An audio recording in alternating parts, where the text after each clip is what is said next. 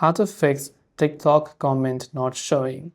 If you're not being able to see TikTok comments on any videos or even on your own videos, now if it is only on one particular video, then it could be that the creator have turned off comments. But if you're not being able to see the basically the comment for all of the video across TikTok, then there's something wrong with the app.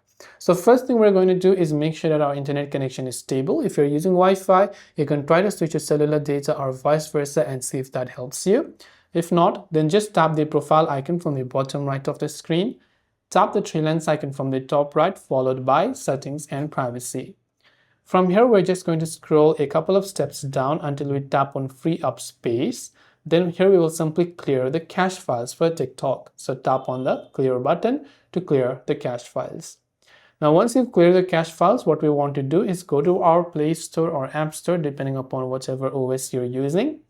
And in the search bar, just search for TikTok. Now just check if the TikTok app has an update. And of course, if it does, then you have to make sure to update it to the latest version.